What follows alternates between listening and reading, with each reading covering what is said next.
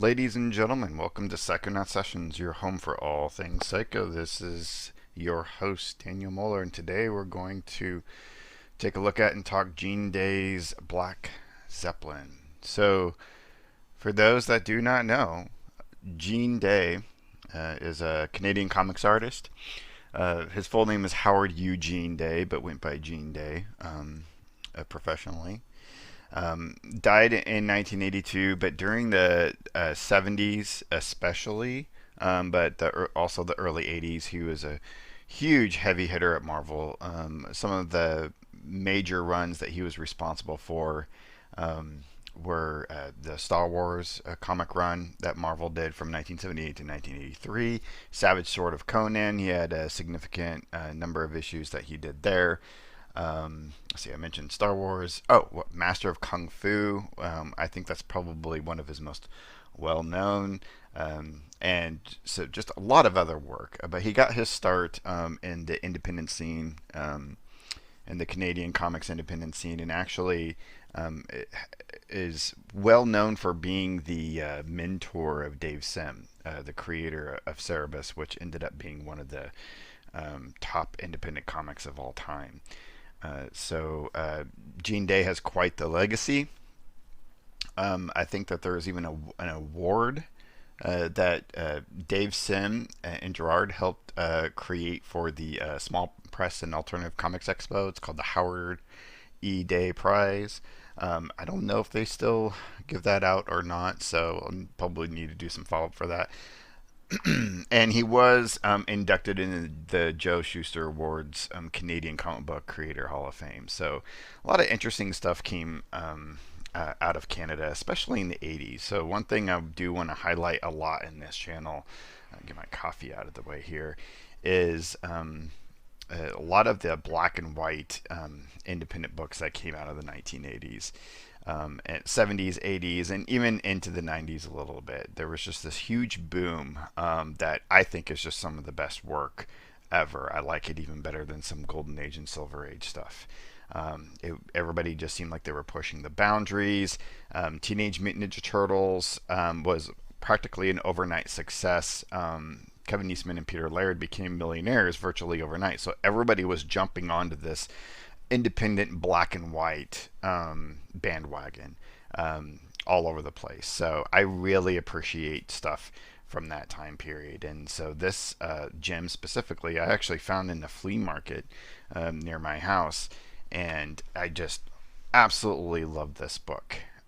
So first of all, I just want to just highlight the cover. I love painted covers. I miss hand painted stuff in comics. When I do like some digital painting, but usually only when it just looks really hand painted. So this is awesome. Black Zeppelin is meant to be an anthology book that Gene Day had in mind. That was supposed to feature mostly like black fantasy, weird, kind of borderline horror, but just crazy stuff.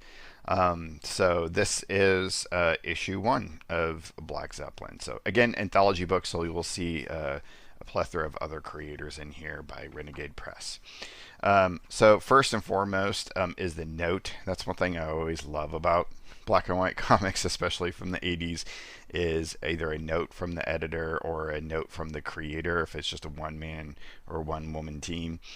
And this one specifically is by Gale Day. I think Gale Day is Gene's wife.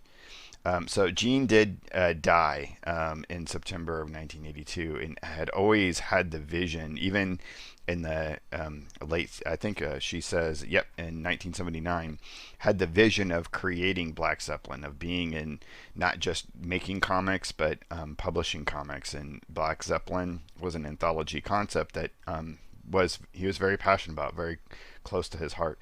Unfortunately, he never got to see its fruition in the light of day. So this project is organized by Gale Day, I think his late wife, and also Joe Urslavas, published by Denis Lebert.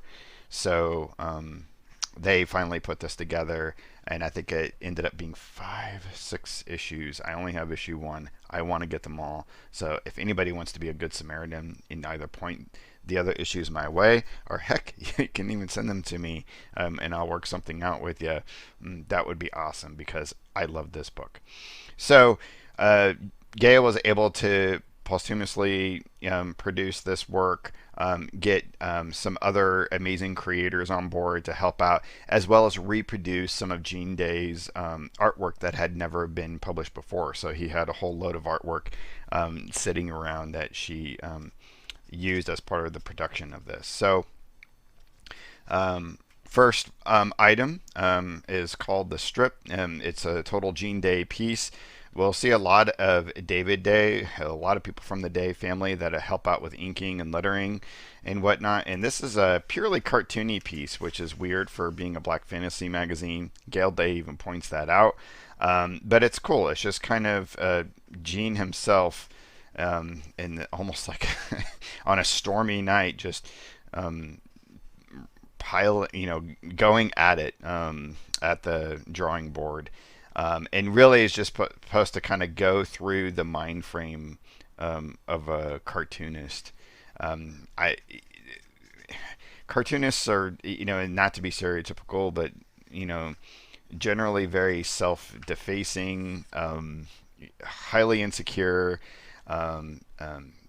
really emotional, paranoid, and, it is kind of an artistic paradigm. I did go to art school myself, and it's you very rarely meet a highly confident artist or cartoonist, and if they do, they do really good at faking it. But the cartoonist genre, especially, and just kind of goes through all the nutty paradigms of like what a cartoonist goes through when they're trying to produce a work, as well as talking and dealing with editors, trying to put on a nice face, but as soon as, you're off the phone, you're flipping them off and upset, and just a really fun piece. I really like seeing Gene Day's cartoony style, as opposed to his like regular superhero or adventure style of illustration. So really fun little piece to start the whole thing off with. Next segment, some of you may know Charles Vess, who is an amazing cartoonist. I probably don't need to give him too much of an introduction, but he submitted a piece. So this is one of his earlier works from, I forgot to say the date for this. So this is 1985. 1985. So early Charles Vess, and already at this time he was already making quite the name for himself. By now, I mean, he's I haven't looked up his information recently, but I'm sure he has many awards and Hall of Fame credentials under his belt. Has done a lot of work with Neil Gaiman. Incredible illustrator, just top notch. And so this is some of his early stuff. And it's just a little story idea that he had called The Priest. Very basic. He's doing all his own lettering and everything too, which is interesting to take a look at. But it's weird. It's kind of in that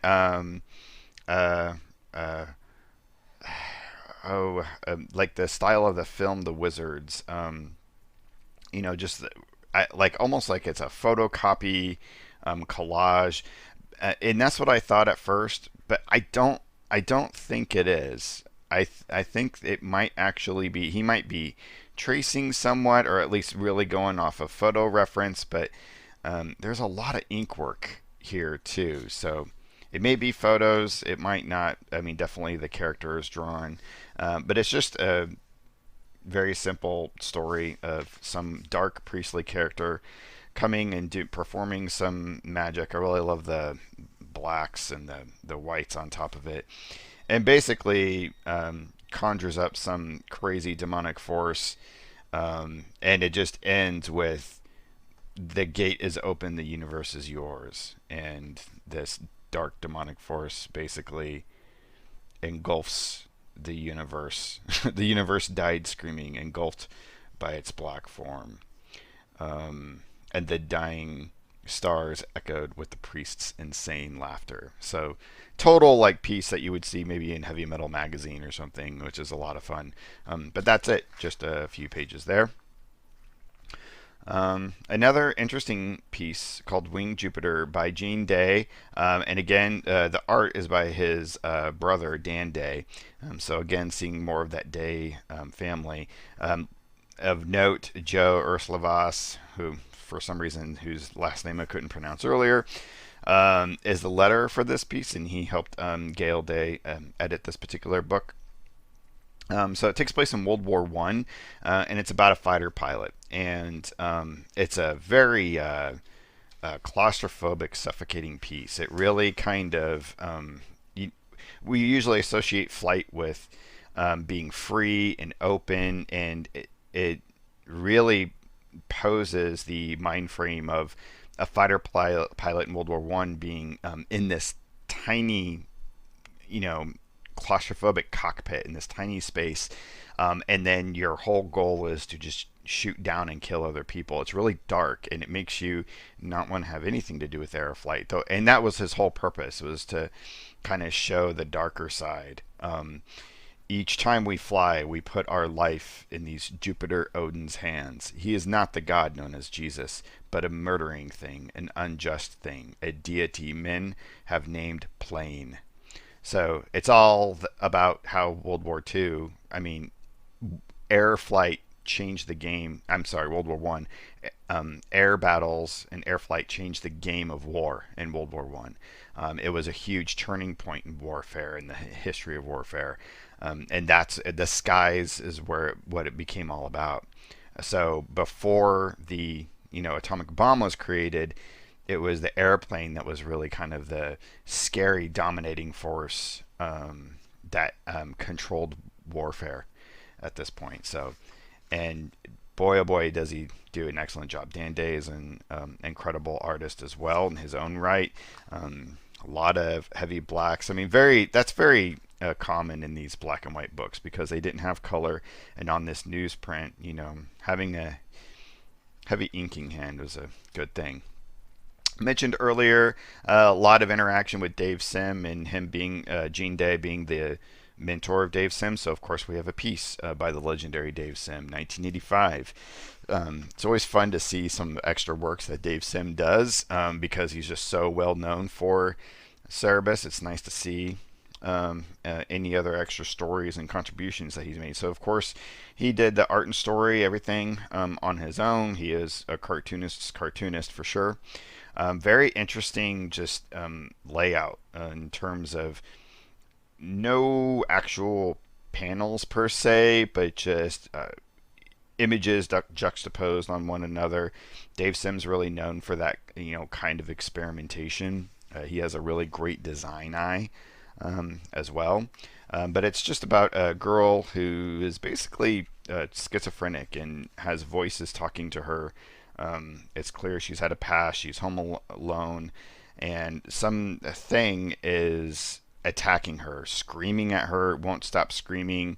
The screams and the tentacles of it are chasing her through the dark and shadows.